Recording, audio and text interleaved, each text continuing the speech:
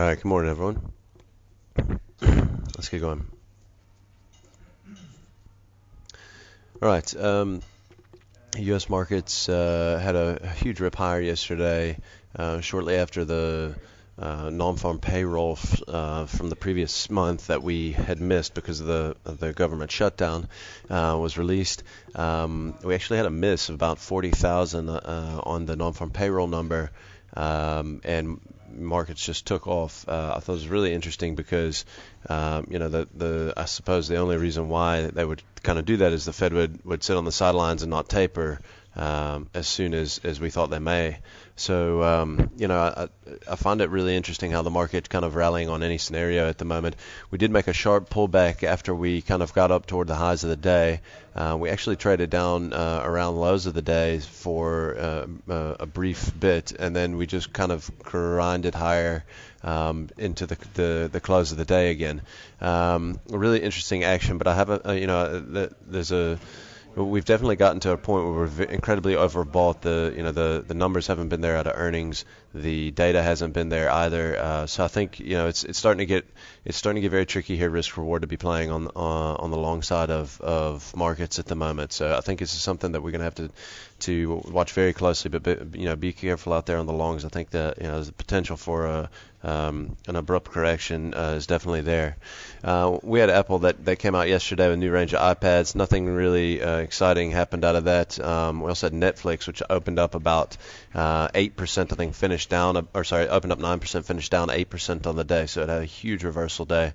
And we saw some correction in Asia as well. I think mostly driven by some strength in the yen, and also the borrowing rates, interbank borrowing rates in China really spiked about 0.5% overnight last night, and the Chinese central bank chose not to come in and make liquidity on that. So I think really kind of prompted some sort of sell-off in Asia this morning. We also saw gold that rose obviously on the back of the non-farm payroll number. We've kind of broken up above, or we're close to breaking up above the right shoulder, which I think is at 1350 on the gold price, in terms of that head and shoulder pattern that we were looking at a few weeks back. And I think if we get above that, then we can definitely continue to move higher. Seeing as how the data has been weak, we're in the gold season in India and those kind of things. All right, so let's have a look at. On the one other thing to mention, China, kind of what I think is important news. We had a tripling of non-performing loan ratios over from most of the major banks. The Industrial and Commercial Bank of China reported, I think, a huge number there, much higher than expectations, and I think also putting some worries in there that that the property bubble could start to deflate a little bit pretty soon. All right. Last night we had Amgen that was out with numbers. We had that came in better than expected on the EPS and the revenue number. A nice beat on both sides. This morning we had BTI that has third quarter trading update. We saw the first 3 quarters revenue growth, constant FX, was actually lower than expectations at 3.5% versus 4%. And we saw the same period cigarette volumes from subsidiaries were also down more than expected. So not a great statement there out of BTI. I think the people were kind of expecting some weakness there.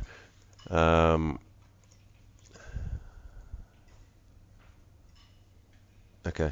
All right. Then this afternoon we've got Eli Lilly, Boeing, Caterpillar, and AT&T. Today I think is important. Boeing and Cat. You're definitely looking at kind of global demand with those two figures, and people will be watching those closely. We had a couple broker updates out this morning, both on Pick and Pay.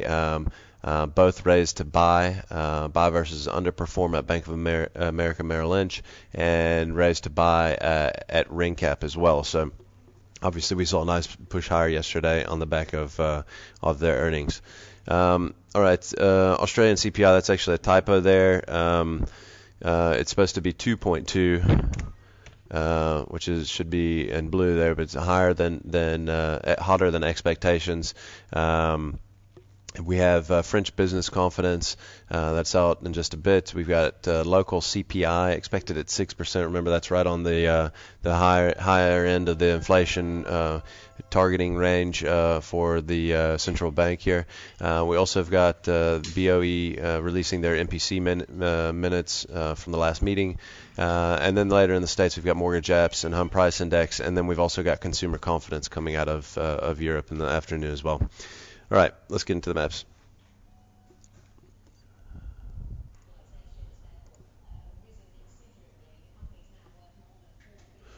All right. First thing I wanted to have a look at here is Impala.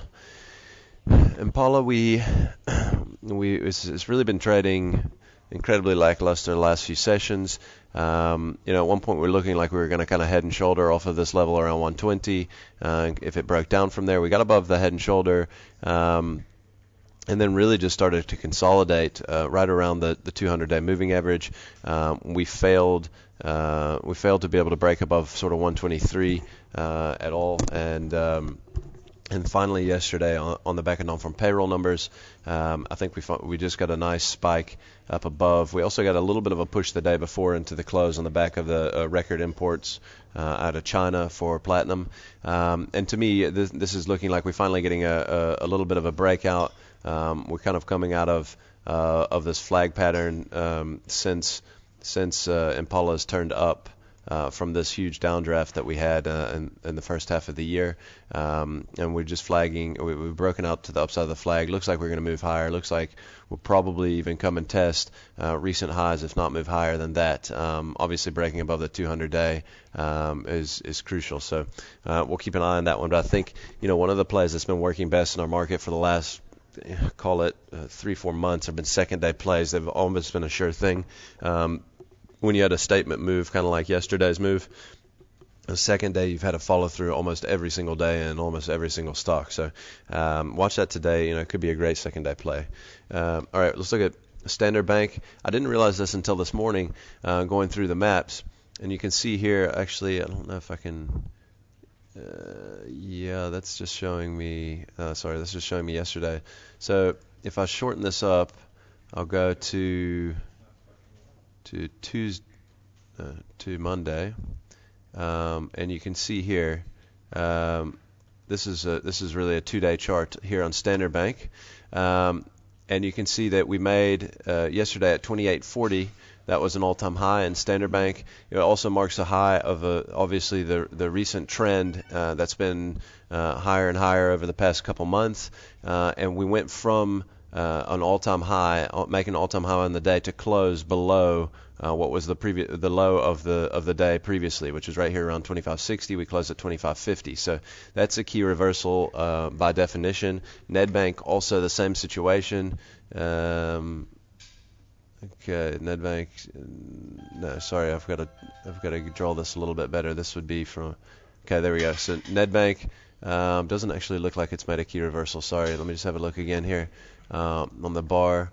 I think it has made a key reversal. Anyway, you can tell there on this chart, we made a new high over this long trend, this long uptrend that we've been in that goes back several months. We made a new high on the day, and then we closed below the low of the previous day, which you can see there on the wick. I know it's hard to see, but bottom line is you can see we closed below the low of the wick, or the intraday low of the previous day. So very important action that we're seeing in the banks. Obviously, we had a 500-point up day yesterday out of the banks, and the fact that we're not able to get any rally from the banking sector, I think, is really telling. So watch those today. We could see a little bit more momentum to the downside in some of the banks today. Could be a bit of a signal for us. Okay, the next one I want to look at is actually Anglos. I'm going to jump all the way back for a 10-year chart here and show you Anglos, the big picture. And you can really see there how convincing this is. We are obviously right at, if I could just stretch this line out a touch, right at resistance on the trend line. That line, and let's zoom forward and just see exactly where we would put that line. It's right at about, call it 252. I'll try to zoom forward again and just just get it as accurately as I can. Yeah, I call it 252. I think we'd be, you could call it, we'd be above this long-term trend line resistance in anglers. And I think it's incredibly significant, how solid this trend line has been, and going back literally all the way to 2008. Billiton's also a very interesting setup on the 10-year. If you have a look here, you can see same sort of thing. We're kind of coming up to test resistance. That resistance I'd put at 312 on this trend line. This is just a monster upward sloping triangle. Sean and I were actually looking at this one yesterday, and I think this is very similar to what the Standard Bank chart looked like. And you saw after Standard Bank finally got above that 120 level, we really made a nice move to the upside. We got about 7 or 8%, more or less in a straight line. I really expect the same sort of thing to happen with these two stocks if we get above those. Obviously, the longer-term charts, breakouts on longer-term charts are more significant than shorter-term. So keep this in mind. Above 312, I actually kind of expecting it to open close to those levels this morning with the way that it traded in Australia. And I think that these are ones that we have to watch. The Billiton's definitely make a breakthrough that level. All right, Kumba. Let's go look at Kumba here. Kumba, just kind of rehashing what we've been looking at. We were looking at this level and how significant this was at 429. Definitely support at 429 on a closing basis, and obviously several touches on this line. We closed it there on Monday. Yesterday we finally got a real breakdown from that level. We closed on the lows of the day at 424, and I think that to me that's really just confirmation that we're going to punch through to the downside here. I don't necessarily expect this thing to drop to 400 in the next day or two, but I wouldn't be surprised if we could consolidate around here and then start to push lower. I think it could be a decent little risk reward to play on the short side if you're looking for some short exposure. And the last one we'll have a look at here is Discovery. We talked about this one yesterday. We talked about the 83 level. If we got above 83, this thing is probably going to go higher. Beautiful little inverse head and shoulder pattern. Let's just shorten it up a little bit so we can see it better. And you can see here how it's probably going to give us a target up to around 88. So I would throw the target around 88, which you can obviously see is right there. Somewhere between those two levels, 88 and what does that work out to, 89. So I would expect that we'll go up and test somewhere in that region on Discovery in the short term, and hopefully we can get a completion of this little inverse head and shoulder pattern. And that's it for today, guys. Thanks a lot.